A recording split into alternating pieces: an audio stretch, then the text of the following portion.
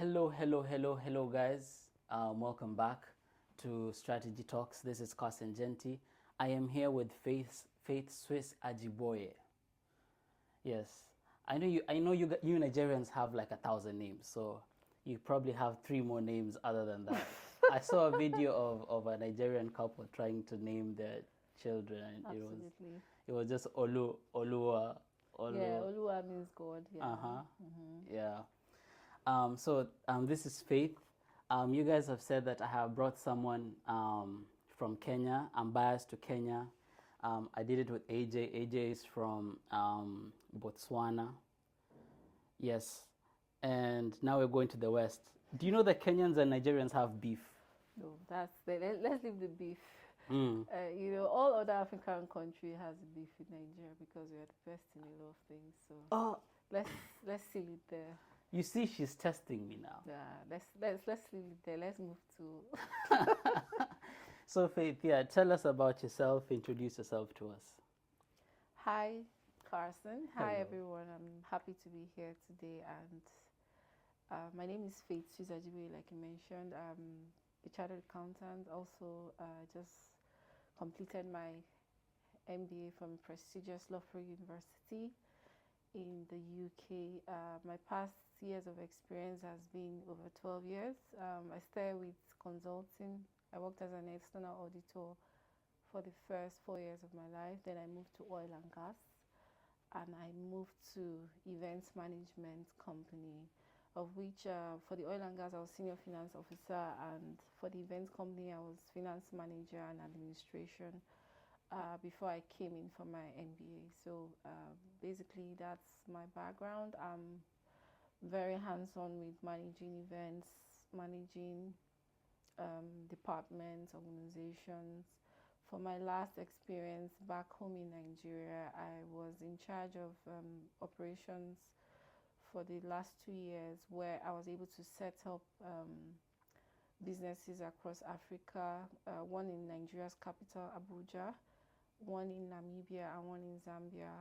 These businesses are still up and running as we speak. I was in charge of the starting process to the completion, to the recruitment of staff in those locations. So just a little bit about myself. That's me. And you're just being humble.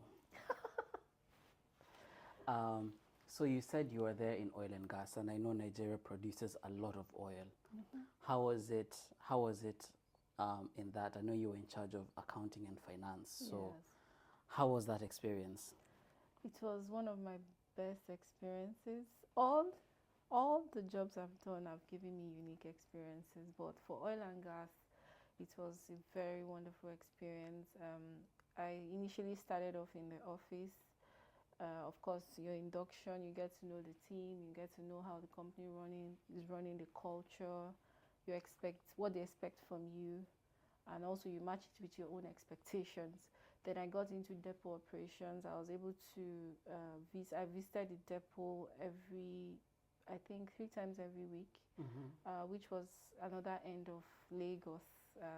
If for those that are watching that know Lagos, I was the main office was in Ikoyi. Then the depot was in Alakija, close to Badagry. So I visited the depot 3 times a week just to check the way bill, make sure it matches with what we have in the system, what the depot is matching in the system, work with the internal audit team in the depot to ensure that there's accuracy, because before I joined, there was that gap where we couldn't match what was being reported to what was actually being trucked out from the depot. So I was able to close that gap and ensure that we fulfill all compliance issue, all duties to governments, because we have government officials come and check that the depot is safe. When we receive vessels, we also have government officials come. So we needed to complete our duty to regulators, to the company, and to the board of directors. So I was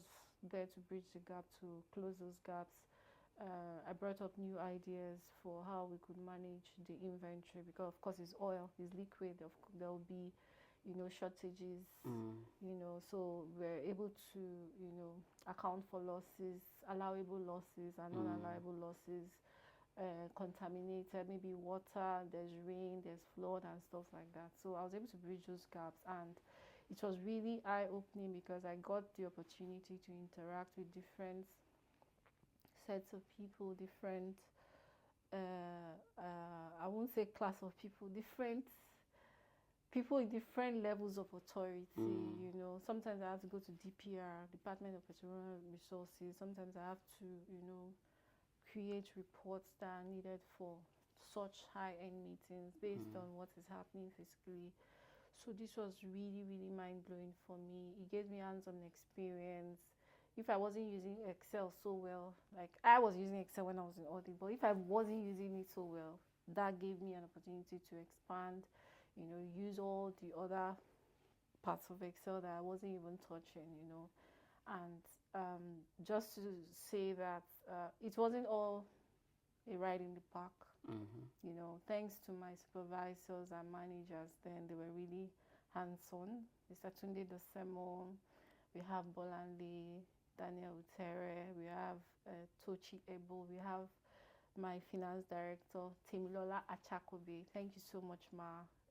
It was really a great experience that's taken me to where I am today. So yeah. Just seeing you say those people. In my interaction with you, you're very good. You're very deep on relationship building and connections. And as you were talking about your role in the oil and gas, first of all, you say you're an accountant, but then you're saying you're going to the depot, you're doing the books, you're writing reports, and then you're interacting with various individuals, which is not just accounting. You get what I mean? Yeah. So, what's your advice to someone going into a particular job, and what is asked of them is a little bit more than their role? Should they embrace it? Should they use it as a learning opportunity? Or should they do what they think they're good at and stay there? Yeah. There's this quote. Can you remind me from, was it Spider-Man? To whom much is given, much is expected. When you are given a role, or when you're applying for a role, when you're employed for a role, I know you are given a job description, but I remember my job description. If my supervisor, I think, or the HR there, when she gave me the job description, I saw the list. It was one very long list. Then the last one was, and any other duties assigned. So being that I'm an auditor previously, when I saw that when I was going into oil and gas, I had to ask. The HR had to say, you are the first person asking about that. Like, we employ people and they just read the job description and sign. I was there, I looked at it, I'm like, so what are the other duties? So that's when she said, oh no, nothing really, just within finance, accounting kind of thing. I'm like, okay, that's fine, I signed. And when I got in, I was open to it. So what I would say is, these other duties, these other things you'll be asked of is to help you grow. If you go into a job with the mind that you want to grow, you want to go beyond what you are currently doing, you have to be willing to take on extra tasks. Sometimes these tasks are not to test you, to make you make an error. These tasks are to expand your knowledge beyond what you think you are capable. Because most times we are capable of a lot of things, but we don't apply ourselves to it. So like I always tell my mentees, people that have worked with me, like when I joined the final, I had to recruit people to help in certain areas. I always tell them, apply yourself. If you are given a ledger to post, you post the ledger, you are done. Don't just say, oh, I'm done, I'm going to do my own personal thing. Look for ways you can close certain gaps. There's always a gap. There's always something to do. So don't feel that you are restricted to your job description. See it as an opportunity. See, even if it is not rewarded, because to tell you the truth, it might not be rewarded immediately. Yeah. But you are learning, and once you have that skill, it can't be taken from you.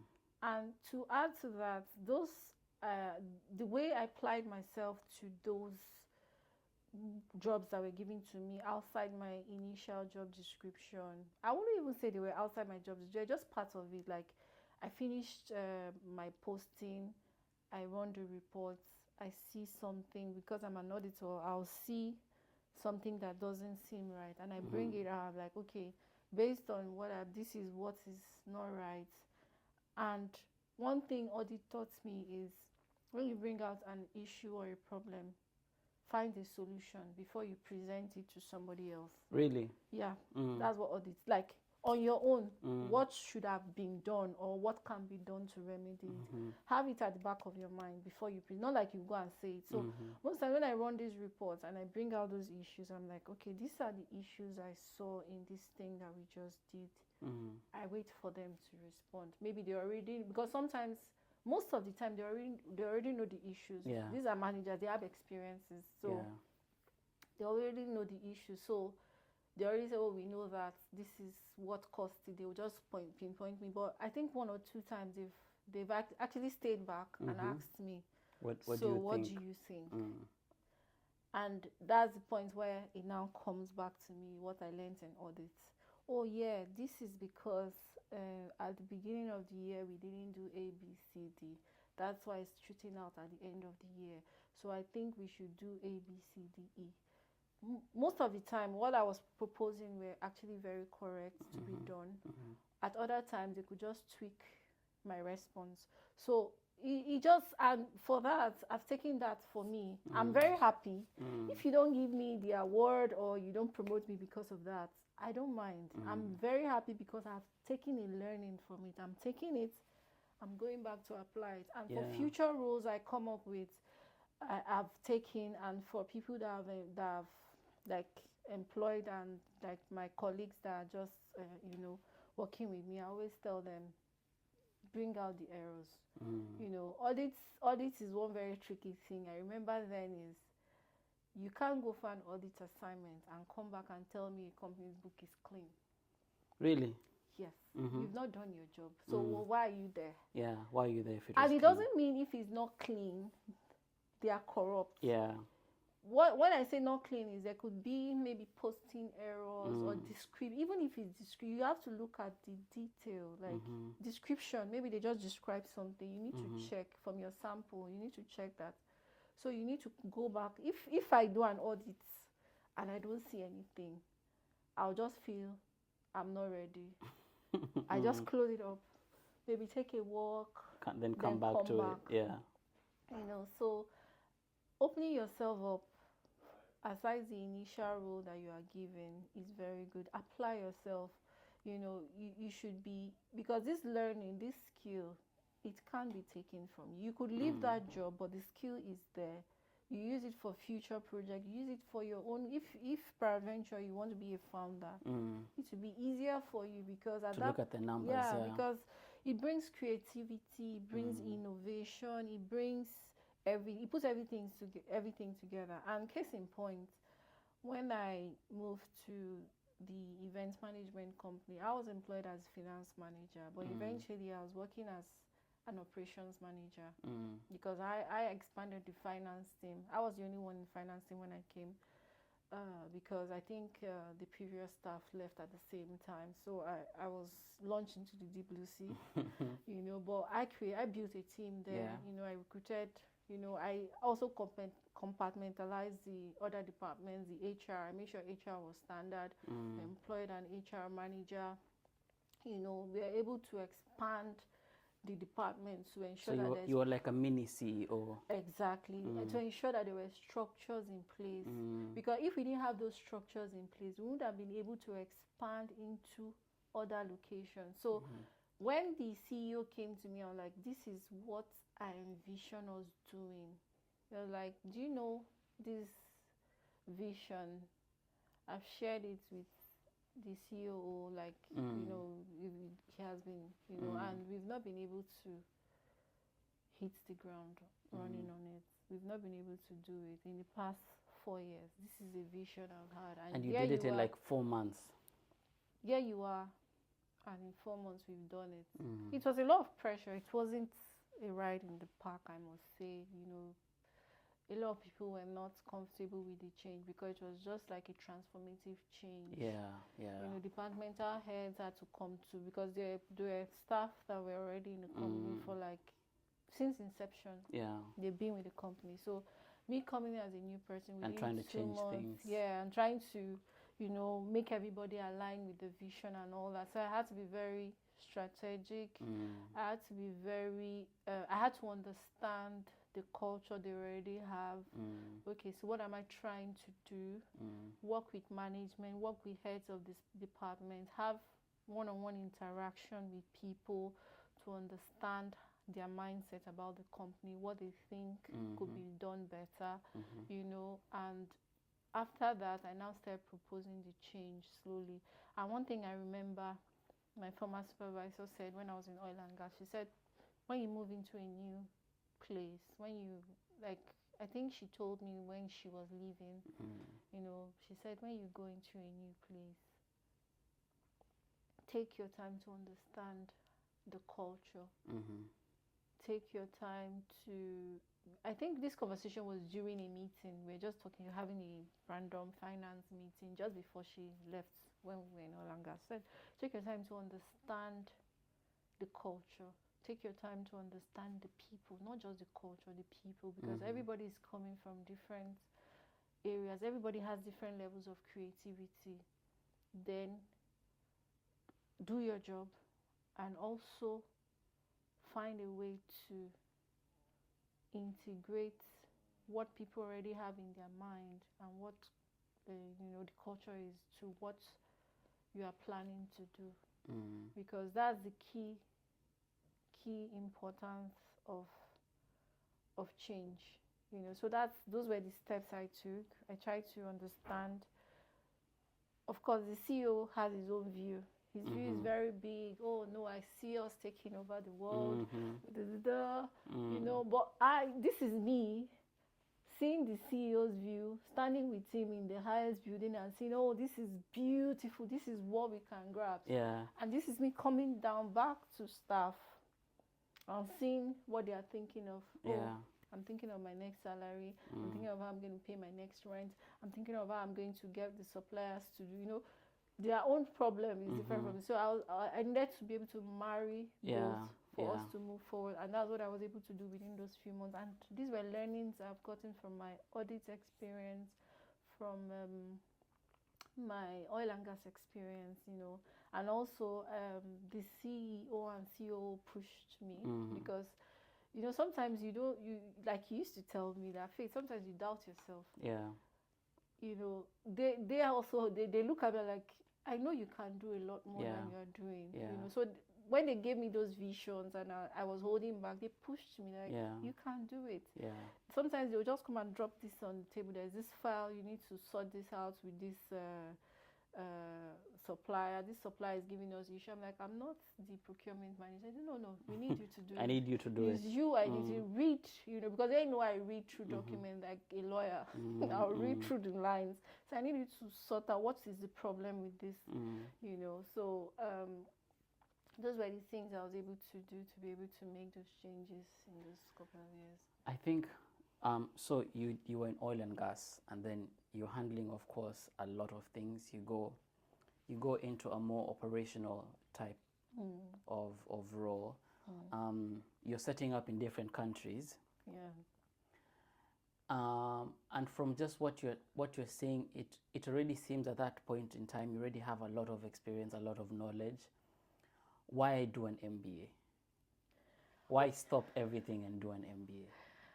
Okay, thank you. This is a question I've always asked, even during my MBA interview and all that.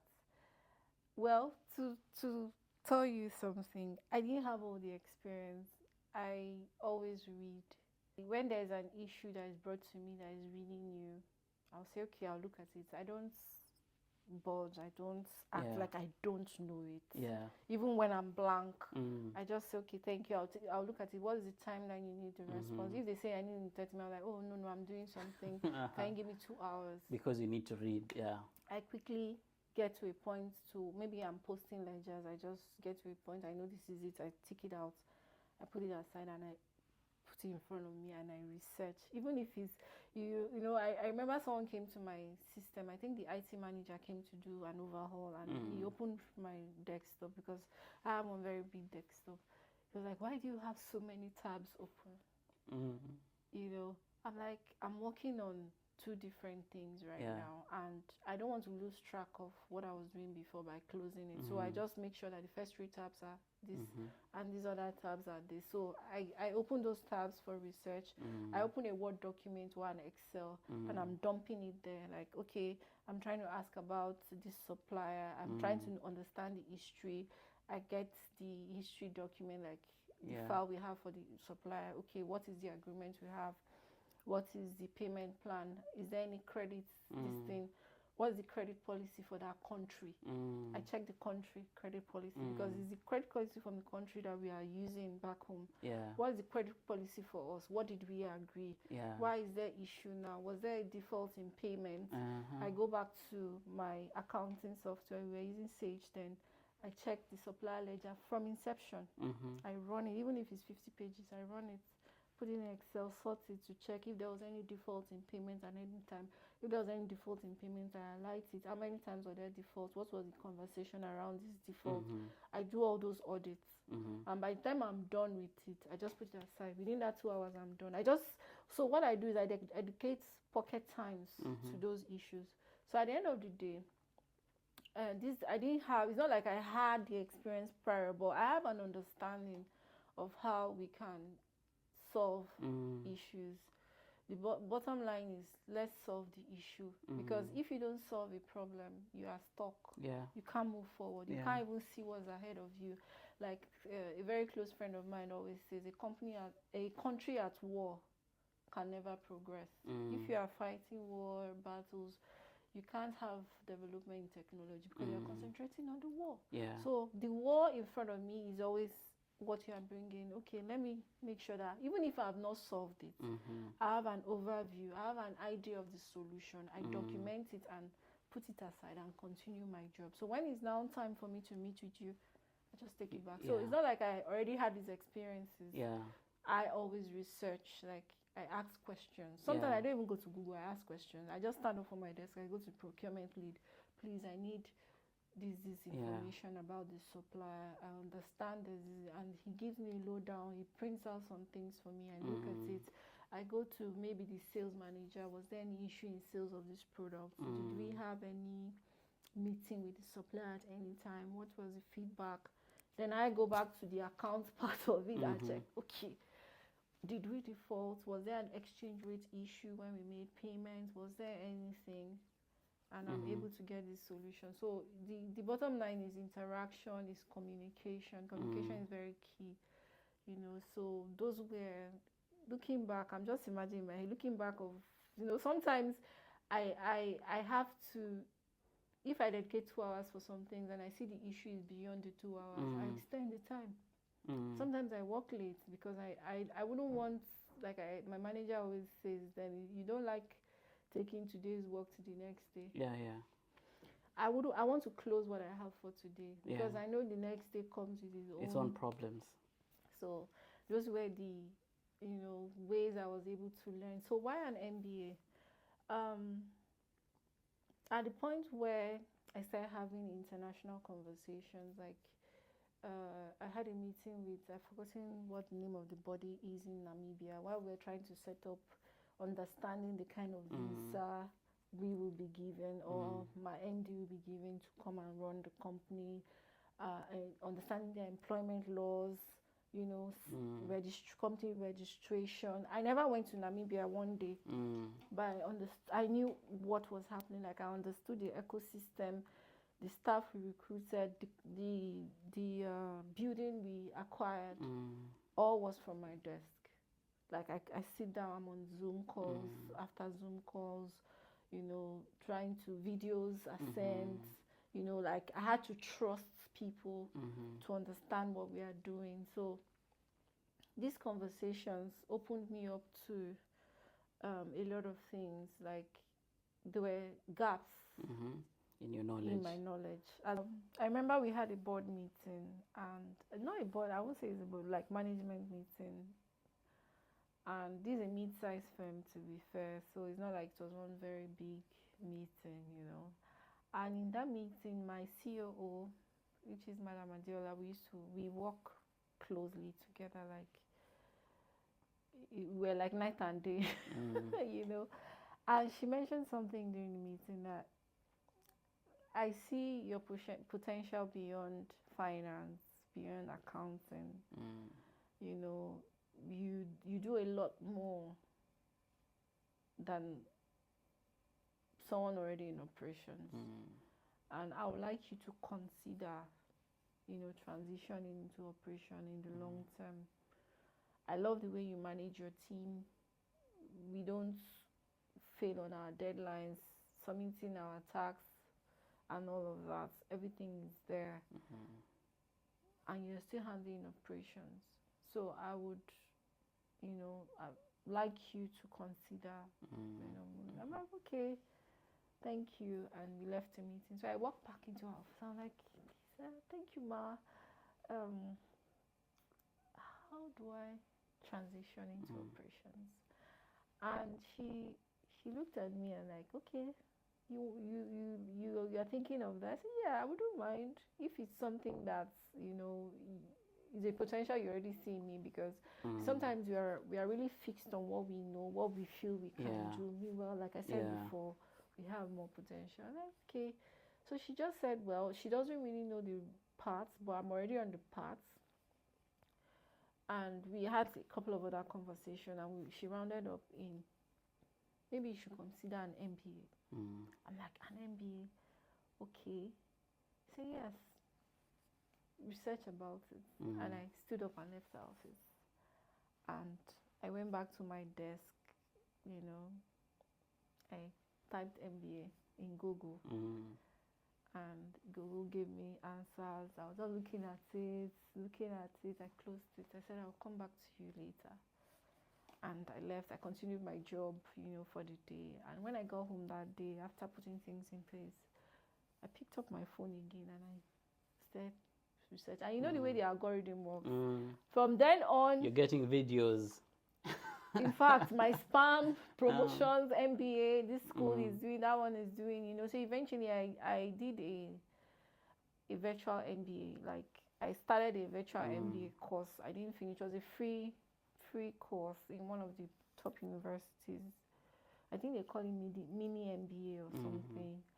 And I was like, okay, I like this, but I want the physical touch for it. I wouldn't want to be watching videos and talking to myself. You know, I need to have conversations. If I have questions, how do I, you know, so because sometimes during those classes, which I usually watch at night and, you know, make my notes, I have questions. So I have to type those questions back in Google, asking, you know, and different answers. Everybody has perspective to this thing. So I needed the physical touch. So I didn't complete that because I couldn't really, you know, it wasn't working for me. Not like it was very good, but it wasn't. I needed, at least there should be at some point, let me be talking to a human being, let me be talking to someone, you know.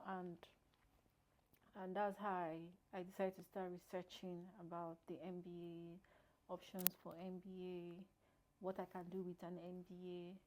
Okay, so what's my vision? I created a vision board at that time, that this is how I want to go and all of that. And then I started putting in the work. I started doing, you know, applications, you know, writing statement of purpose, editing, drafting. Some of them I didn't even submit. I'll just start an application, and halfway I'm like, okay, no, am I ready for this? You know, so that's how I was able to decide on an MBA. My last question to you, Faith, now that you came and did the MBA, you're done. Do you think it's worth it going to someone else out there who's thinking, do I need to go back to school to learn? And now, you know, there's ChatGPT, there's AI. There are very many forms of AI that can do a lot of research for you. Is it still worth investing your money and going to do maybe a master course or a postgraduate course or a small, you know, professional course to just help you as you're transitioning up? in your journey, is it still worth it? Is it a tricky question? No, it's not a tricky question. I'm just thinking of a way to phrase it so that I don't seem like an extreme. Okay, so everything is perspective. And from my experience, I'm answering the question, yes, it is worth it. Okay? But the road to it being worth it is not smooth. So why I would say this is because you have expectations. Yeah. Like I told you, I did a vision board, blah, blah, blah. This is how I want it to go, but it's, you know. So it is very worth it. Investing in yourself is investing in your future. Okay, I saw a quote recently that says you have access to three things: time, money, I think education or information. Use one to get the other. I think time, money, education, or time, money, information. I've forgotten. Knowledge, time, money, and knowledge. Yeah. So it says use one to get the other.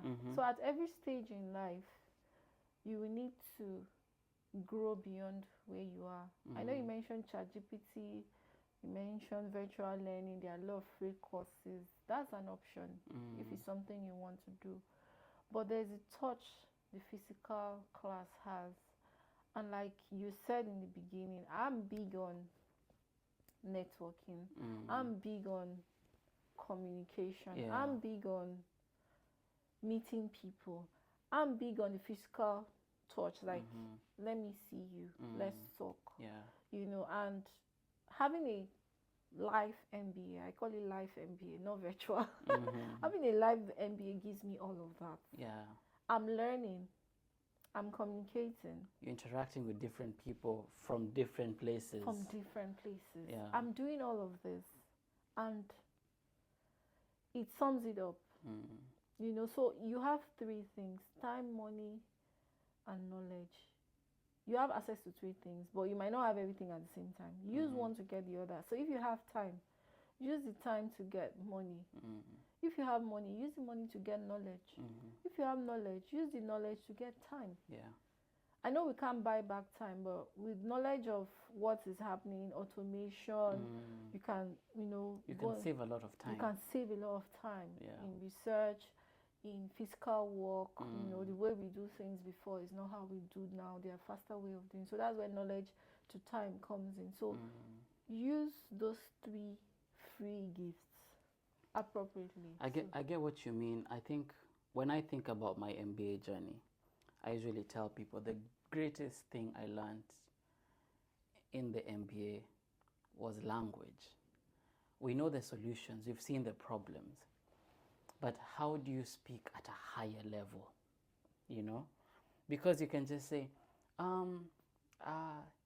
you can if you buy something and you sell it at something, you get a profit.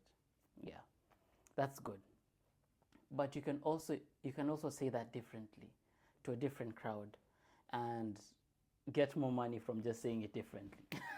Absolutely. Yeah, so just learning language and learning to speak at different levels for different people is the greatest thing that I learned in my MBA. Of course, I'm not discounting all of the things that we learned. Yeah, true. So yeah, I see what you're saying in terms of knowledge, and now that knowledge gives you either money or time or both.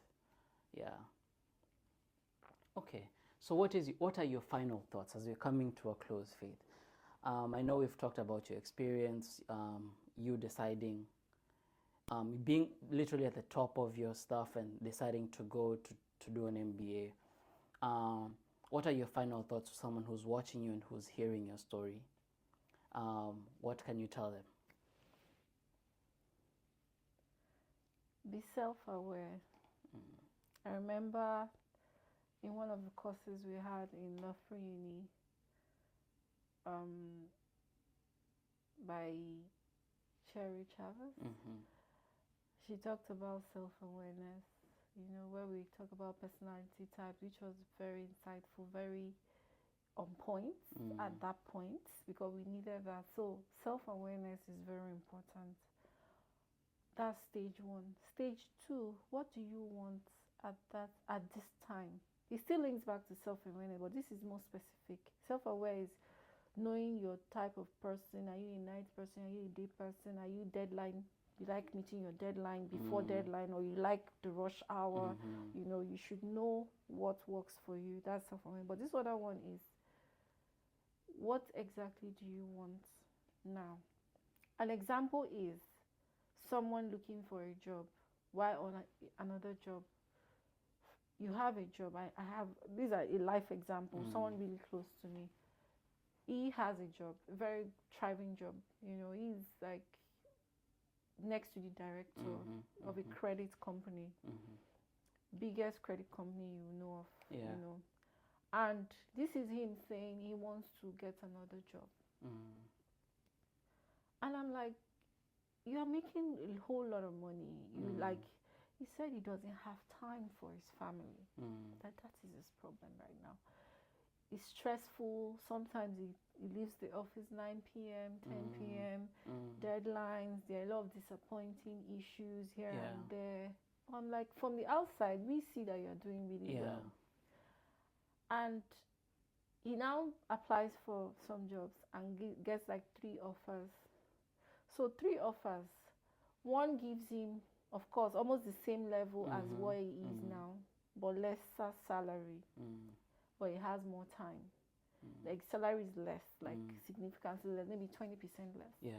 But he has more time for his family. He can work from home. He has flexibility of a lot of things. That aside, he gets another one that gives him a lot more money than what he's earning now. But he has to work from the office every day. He doesn't have that time. You know, lots of time. No, he doesn't have it. In fact, the job looks like he will have to be traveling often and all of that, which is similar to what he's doing currently. Then the third option is he has to move to another country, and he's uncertain, and he has family, and even when he moves, he still has to work from the office. So here we are discussing what strategy, what step you should take. And he says, oh, this first job, I love it. This is exactly what I'm looking for. This is in a consulting firm. It's going to be next to a partner, you know. Like, this is what I want. And this one, oh, the money is juicy, the money is this, the money is that, but it's the same headache, but I feel I should take the second one because of the money. Then this is the third one. Oh, this gives me an opportunity to travel, you know, but it's uncertain. I'm not sure. What if after a while the job is no longer there? Will I have to move back? The logistics of moving family, shutting down everything you have in Nigeria and all of that. So by the time we are driving, at the end of the day, I put myself in his shoes and I asked this question: what exactly do you want now? Just forget this 3 job. What do you want? Can you write it out? I know it's in your head, bro. Just write it out. And he wrote it out. I need time. I don't want to be stressed. But I still want to have my job. Like, I want to work, you know, be able to apply myself, make a difference. And when he did that, and I said, okay, in these 3 jobs, which one gives you these things you've written? At least 80% of what you've written. He said the first one. I said, you have your answer. And he's like, Fitz, you're not looking at what I'm saying. Are you seeing the money? Are you seeing the money? I'm like, is money your problem? He said, no. I said, I don't have anything to say. And I left it there. I left him to decide. I didn't decide for him. He decided himself. You know, he had a scale of preference. He had eventually picked that one and he's doing really well. So I would say what matters to you most is, because sometimes we feel we need money, but I don't think it's money we need every time. Sometimes we need things, but we don't need money. Like you need food to eat. Food is not money. Food can come in different ways.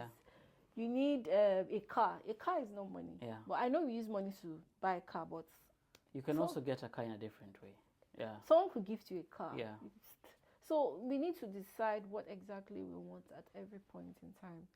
You know, some people come to uni and they want a distinction. They go all out. Some people come to uni, they want to meet people. They want to connect internationally. They want to network. They want to, some people come to uni, they want to meet their life partner. There are different reasons why we come. So go back to exactly your pain points. We all have pain points. What is your pain point? Work on that now, because when you solve that pain point, another one will come up later. So you now decide your next problem. Thank you so much, Faith. Thank you. It has been a very good and insightful session. Thank you, Carson. Thank you. I hope you guys loved it. Until next time, Faith is going to be dropping some great things. We'll tell you about it when she does. But in the meantime, stay dangerous.